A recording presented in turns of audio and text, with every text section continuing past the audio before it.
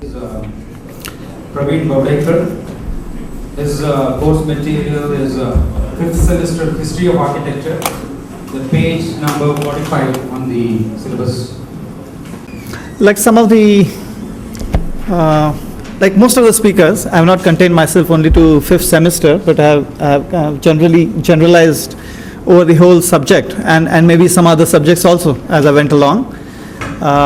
So I start with this. Now, history itself is very complicated, and that's not necessarily the way it is taught in our schools. So this is Charles Jencks', it's a kind of a diagram which shows in a very Charles Jencks kind of a way the various kind of, like different streams of theoretical and historical processes which are happening or which have happened since 1920s till now, till 2000. Okay, so this is a very kind of his own way of non-linearly reading through history. And so we'll first go into how history has been taught, or how it is being taught right now in the syllabus, and how I also was taught history about 20 years back. So it's a kind of a very linear process in which we are taught history in college. These things are from Keynote to PowerPoint, I think. Okay, but then like how we start with like Egyptian, Mesopotamian, Greek, Roman, early Christian, Gothic, and then you go to Renaissance, Barouque, and then contemporary. And then you have the Hindu and Islamic, which happens somewhere in the 3rd and 4th semester, etc. But what doesn't happen is the connections which were there between, say, modern and Greek, or say Islamic and Gothic, etc. And that is not what comes across. And again, another thing which doesn't happen is the whole study of history is divorced from all other studies which are happening in the college anyways, from design, from building construction, etc. So what we do learn is we learn history as a kind of a series of artifacts, trivia, facts, artifacts, etc., which are just kind of chronologically arranged in time. So, and then of course it's basically studying history is studying these 3 books, which I was surprised are still kind of referred, and they're some of the only books which are referred for studying history in our syllabus. Yeah, and then this is just a kind of a diagram, which a small kind of a thing, illustration, not even a diagram, of like how even a student of architecture, how he kind of thinks of his own course material. He thinks design as something which occupies his maximum, and this is like what he wants to spend maximum time on. And then there are these other courses like history, theories, building sciences to a little extent are integrated with design, but still history is something which is regarded as something which he has to do just in order to clear. So what we have to look at is maybe, and many of the architects who start practicing and then who start later maybe who then further study or further engage with the profession, further engage with history, etc. They kind of come to these conclusions which could already be a part of the syllabus itself. Like for example, could history be more integrated, or for that matter, like everyone else has been saying, could all these courses be more integrated so that design is a result of these overlaps between what we now have compartmentalized into various categories. And this is a kind of last October 2012 exhibition which Peter Eisenman put up in Yale University, and it was about Palladio's architecture. And the Palladian villas as he expected them to be built, not the way they were built. So the exhibition was called Palladio Virtual. And it went into Palladio's processes of designing, and his kind of what Peter Eisenman calls a nearly kind of a parametric way of the way he kind of repeated and kind of iterated certain idioms. So this is the kind of engagement which happens even with the Renaissance, etc., even now in the West, which we find lacking in India. And So whether history could be a kind of a critical engagement with the past, informing the future. Okay, so if we have most of Eisenman, for example, and Eisenman's the early years were from his study of kind of Colin Rowe, which again was about Colin Rowe himself being informed by say Rudolph Hithover and his study of Palladian villas, etc. Eisenman himself spent a large amount of time studying Palladio and Le Corbusier, and that in turn influences architecture. So that's the kind of engagement which history can be.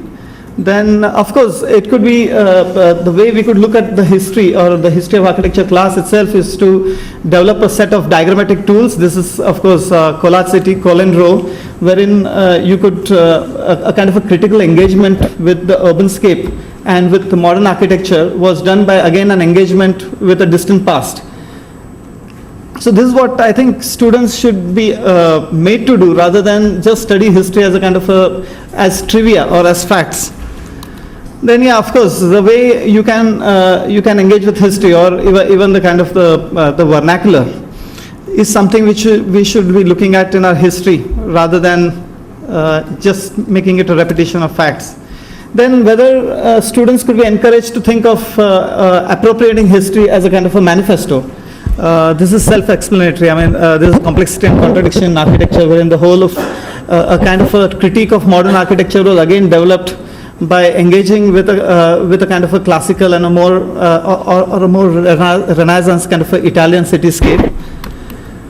Yeah, and then again another kind of a engagement with the vernacular history, wherein this is again Delirious New York, wherein you take something which already, the urbanscape which already exists, and then try to inform or create an architecture which is built around that. And your whole kind of, your whole work of your office, etc., can be then driven by this agenda. Yes, and again, this is another example of that. So this is what students should be made aware of, is like how can you make history your own, or how can you engage with history. Yeah, and then again the attitude towards history, whether it can be totally erased, whether we can think of our past as something which has been totally erased, something which we have to deal with. These are issues which have to be got into our history class theory, maybe. And the way architects in the past, like have even Indian architects for the matter, when they came from the West, and then they encountered their own history, the sense of kind of nation building, etc.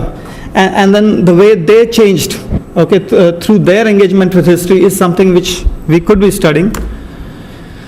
And the way, again, certain architects like Zaha Hadid, the way she uses Russian constructivism, and she built a career right from her college days, and her engagement with what she called the unfinished agendas of Russian constructivism, and which is apparent to, through her work right till very recently. Yeah, so these are like just some of the things which I put together. These are 5 points. So one is connect the dots, like read history non-linearly, not necessarily chronologically, discuss issues and connected urban phenomena rather than pure objects. For example, connection between fall of Constantinople, rise of Italian cities, and the current trend of star architecture in China, for example.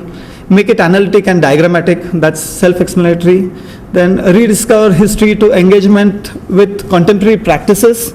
Like contemporarized history, what happens is like in the first, second, third, fourth semester, you are learning about Greek architecture, Egyptian architecture, but in your design studio, you're doing something which is totally different.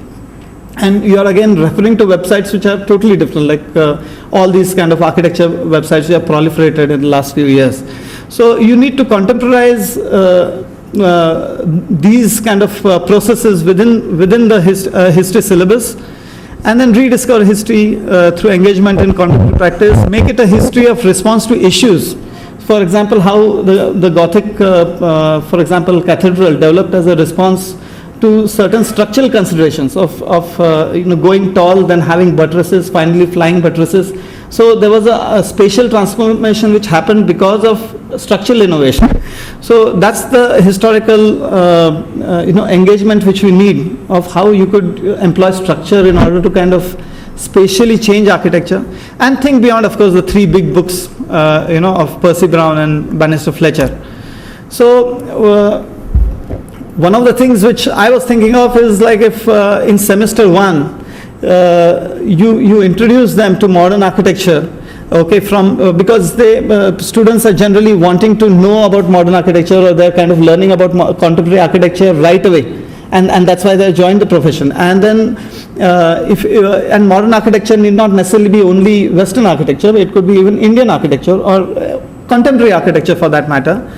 And then you introduce world and Indian histories in a chronological manner, but references to contemporary and modern practices as and when necessary. Okay, so. Yeah, for example, just yesterday, for example, even if you take Kailasa temple as a kind of it's more of a kind of a way of milling, which is being used in CNC machines, etc. now, okay, rather than the way, you would deal with it, just like something which happened about 3,000 years back.